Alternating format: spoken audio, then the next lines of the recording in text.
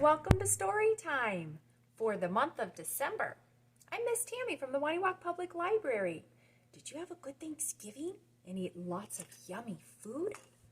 And did you also share with your family all the things that you're thankful for?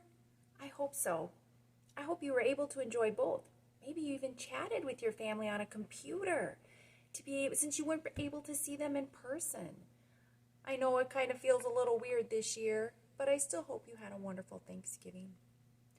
Now that we're in the month of December, did you know what holiday is coming up? It's just around the corner. Christmas! I am so excited. Can you tell? Yeah, Christmas is such a wonderful, wonderful season, wonderful time of year, a holiday.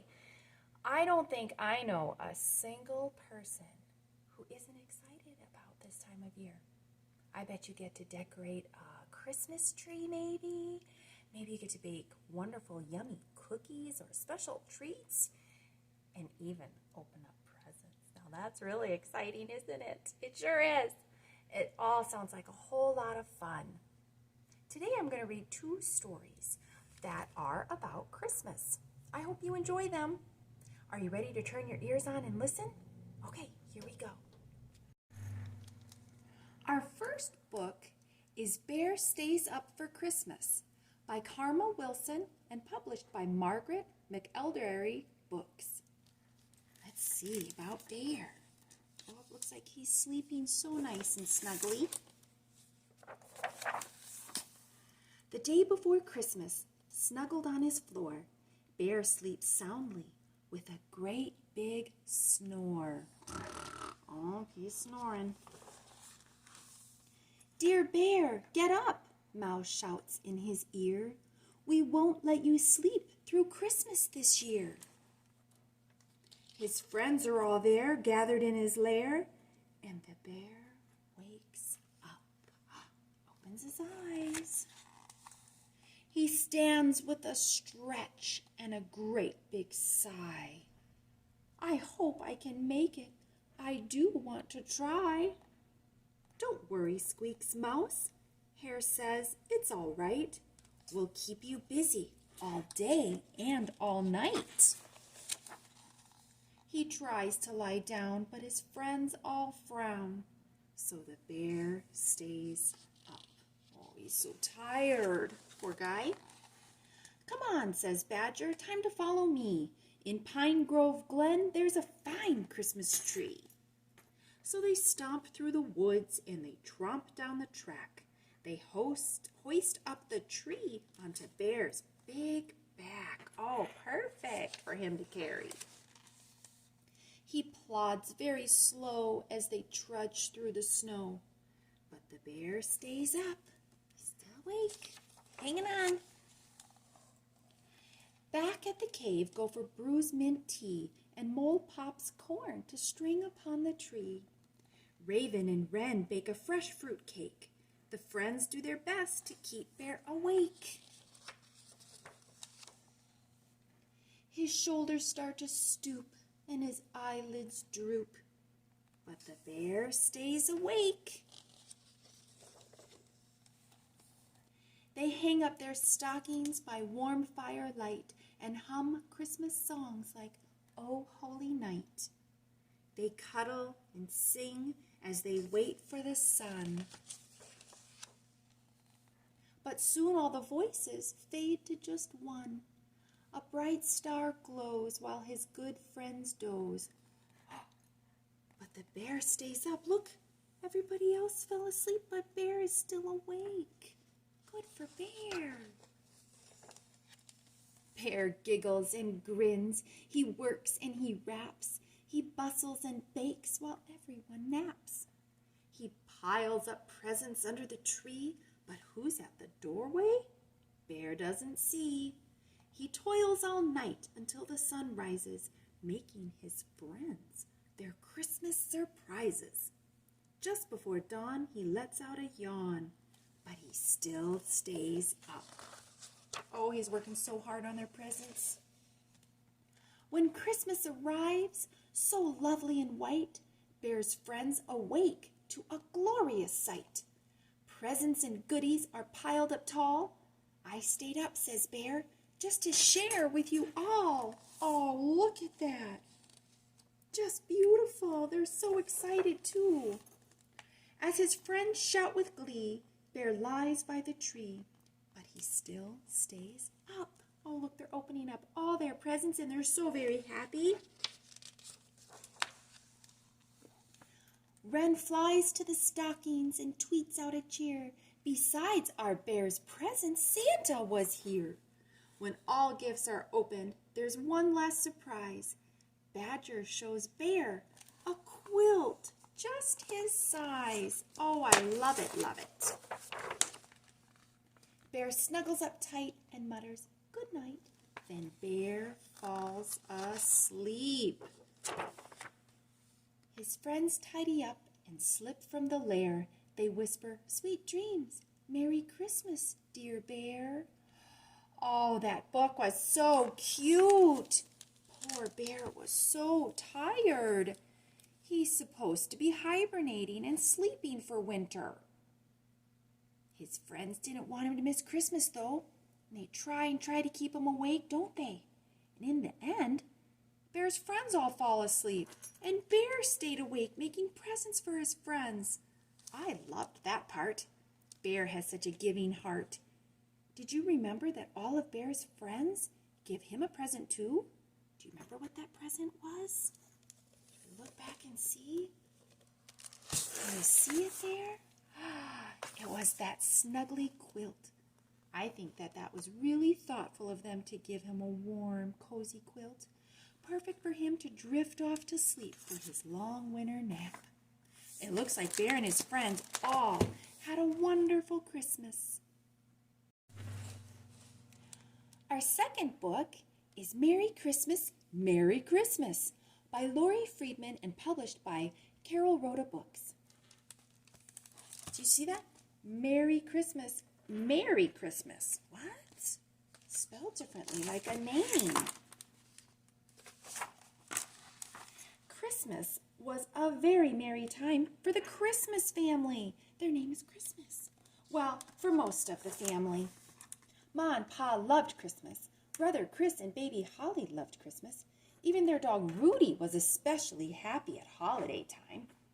The only one who didn't think Christmas was merry was Merry Christmas. Her name is Mary. Every year was the same thing. Other families searched for the perfect tree, but Pa had a habit of picking the biggest tree. Oh my, that's huge. In Mary's opinion, it never ended well. Right through the roof. Like their neighbors, the Christmas family decorated their house with lights. Wow, that's a lot.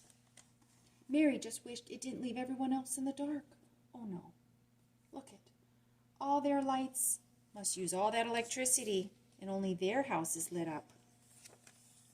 Other families bought gifts, but Mary was just plain embarrassed when her family filled their carts to the brim, all the way to the tippy top. Can you see that there? And when Rudy howled jingle bells while caroling, he made more noise than anyone could stand, including Mary. Aww. When people said, "Merry Christmas, Merry Christmas," Mary just didn't feel very merry. On Christmas Eve, Pa announced that the family was going to see Santa Claus. Mary's heart leapt. If anyone could make Christmas merry, it was Santa. She waited in line with all the other children. When it was Mary's turn, Santa smiled. He asked, "And what would you like this year?" Mary said, "I want to love Christmas, but our tree is too tall. Our lights are too bright, and everything my family does to celebrate is just too much." Santa looked kindly at Mary. "I'm not sure there is such a thing as too much Christmas," he said. "In fact, a lot of people would love a Christmas like yours. I have a feeling you can find a way to love it too." What do you think is going to happen? His eyes twinkled. "Merry Christmas, Merry Christmas." But as Mary left, she didn't see how that would help make Christmas merry at all.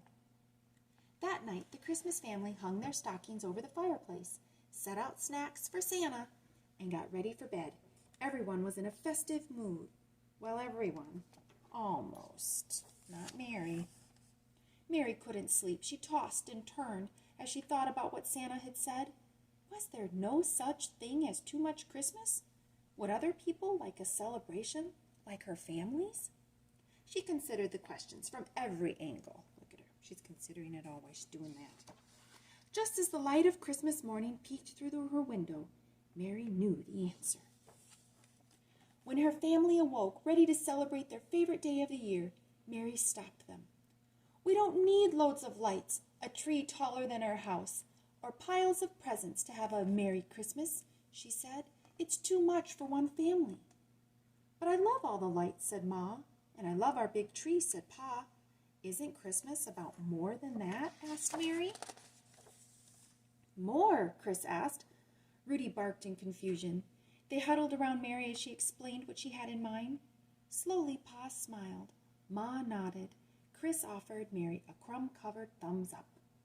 Then the Christmas family sprang into action.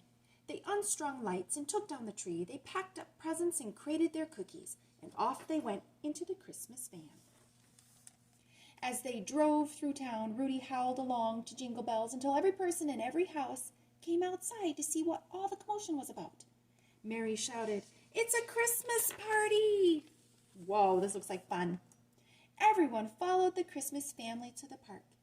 Mary, Chris, and Holly set out cookies and presents to share. Others hung the lights with Ma and helped Pa put up the tree. They all enjoyed the Christmas celebration, which seemed to Mary just the right size. And not one person complained as Rudy led the whole town in song. Ma put her arm around Mary. The lights have never shined brighter, and the tree has never fit more perfectly, added Pa. For once, when people said, Merry Christmas, Mary smiled, a big smile. Everyone in the Christmas family agreed it was a very Merry Christmas, especially Mary. Oh, what did you think of this book? How interesting to have the last name of Christmas, but then also to have your first name be Mary. I thought Mary had a wonderful idea to share all the beautiful Christmas decorations and presents with the town. I think that she was very caring and thoughtful of the Christmas family to do that together. I know at Christmas time it's fun to get presents and open gifts, but it's also wonderful to give presents and special gifts to other people that we care about. I hope you enjoyed this book.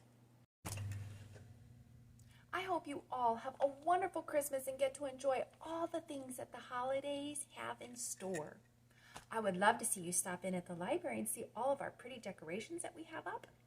We have lots of wonderful Christmas books for you to check out too.